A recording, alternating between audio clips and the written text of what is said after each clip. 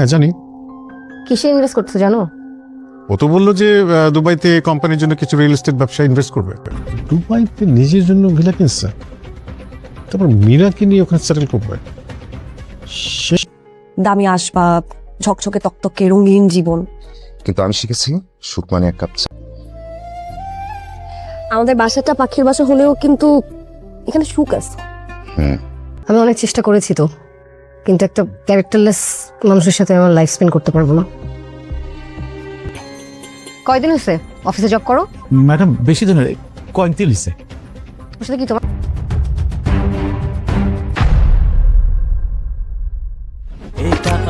সত্যিই কি পারিবারিক বন্ড এতই ভঙ্গুর যে কর্পোরেট ষড়যন্ত্রের আড়ালে সবকিছু হারিয়ে যায়? ফাহাদের মতো একজন ব্যক্তি কি পারে এত সহজে সবকিছু লুটে নিয়ে যেতে, আর শায়রার মতো একজন নারী কি পারবে সবকিছু একা হাতে সামলাতে? আর সবের মাঝে মেরিন ও স্বামীরের বিচ্ছেদের আসল কারণ কি শুধুই ভুল বোঝাবুঝি নাকি এর পেছনে আরও গভীর কোনো রহস্য লুকিয়ে আছে?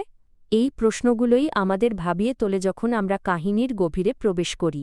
কাহিনীর শুরুতেই শায়রা এবং স্বামীরের মধ্যে এক তীব্র বাদানুবাদ হয়। স্বামীর শায়রাকে তার সীমা লঙ্ঘন করার অভিযোগ করে এবং তাকে চুপ থাকতে নির্দেশ দেয়। শায়রা জোর দিয়ে বলে যে তার সমস্ত কার্যকলাপ তার পারিবারিক সম্পর্কের ফুফু জন্য, কিন্তু স্বামীর তা কানে না তুলে তাকে ধমক দেয়।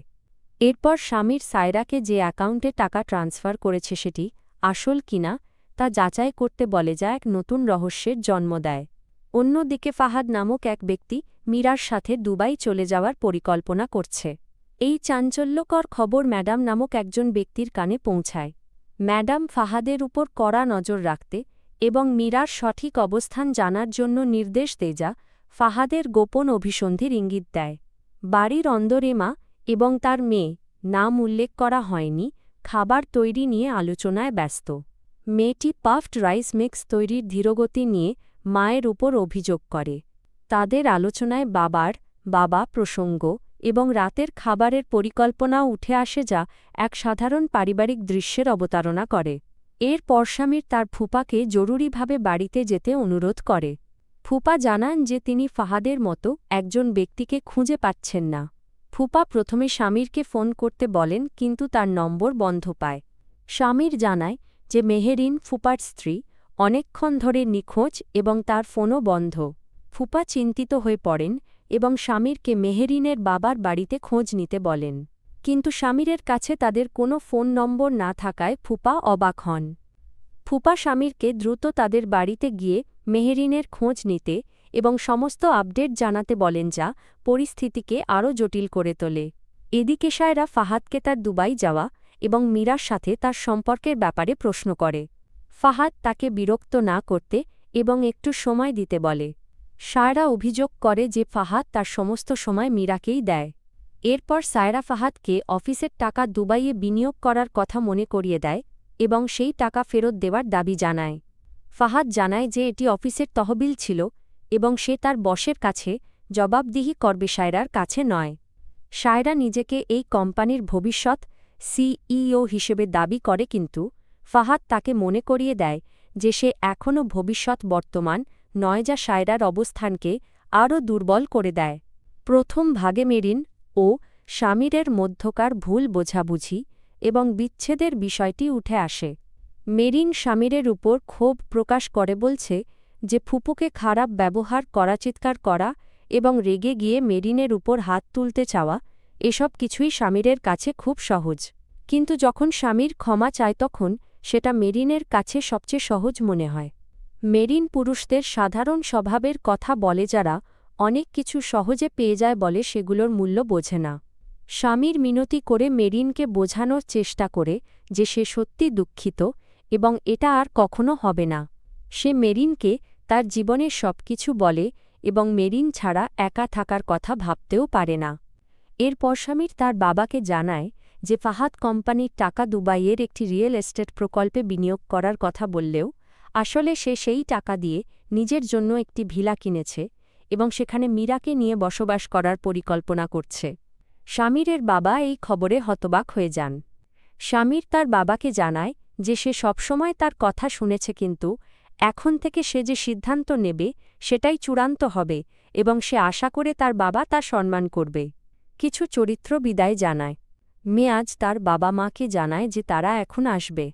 মেয়াজের বাবা মা তাকে নিয়ে চিন্তা করেন, কিন্তু মেয়াজ তাদের জানায় যে তার কিছু প্রয়োজন নেই, শুধু তাদের দোয়া চায়।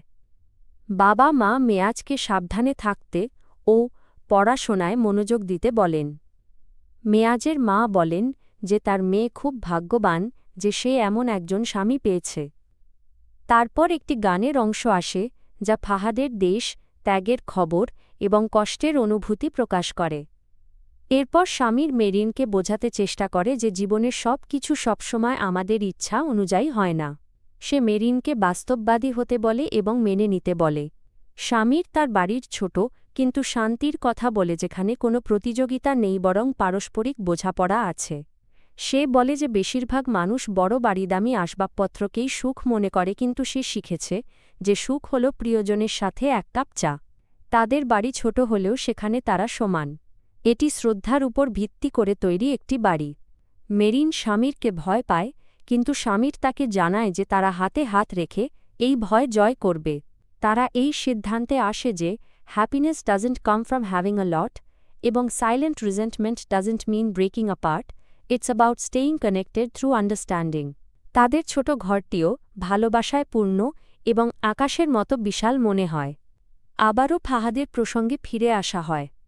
স্বামীর তার বাবার কাছে জিজ্ঞাসা করে যে ফাহাদের সিদ্ধান্ত কি চূড়ান্ত। বাবা নিশ্চিত করে জানায় যে সে একজন লোভী ও চরিত্রহীন ব্যক্তির সাথে জীবন কাটাতে পারবে না। তখন স্বামীর সিদ্ধান্ত নেয় যে সে মিস্টার জামশেদ এবং মীরাকে ডাকবে। একটি দৃশ্য দেখানো হয় যেখানে একজন মহিলা, সম্ভবত স্বামীরের বাবা, একজন অফিস কর্মীর সাথে কথা বলছেন। মহিলাটি জিজ্ঞাসা করছেন তাদের মধ্যে কি চলছে। কর্মীটি জানায় যে তিনি কেবল তার বস। মহিলাটি তাকে তার দায়িত্ব সম্পর্কে জিজ্ঞাসা করে এবং তাকে অপমান করে। এরপর সেই অফিস কর্মীকে বলে যে তাকে দ্রুত দুবাইয়ের টাকা ফেরত দিতে হবে, অন্যথায় পুলিশে জানানো হবে। দৃশ্য শেষে ফুপু গ্যাস্ট্রিক প্রবলেম নিয়ে কথা বলে, কিন্তু তা মানতে রাজি হয় না। তাকে বলা হয় যে রোজা রাখলে এই সমস্যা কমতে পারে। এরপর তাকে কিছু নথিপত্র দেওয়ার কথা বলা হয়। সবশেষে ফাহাদের ব্যাপারে স্বামীরের বাবা তার সিদ্ধান্তকে কিছুটা কঠোর বলে মনে করেন, কিন্তু স্বামীর জানায় যে সে ভেবেচিন্তেই এই সিদ্ধান্ত নিয়েছে। রোজা রাখা এবং নামাজ পড়ার কথা বলে অংশটি শেষ হয়, যা এক গভীর আধ্যাত্মিক ইঙ্গিত বহন করে।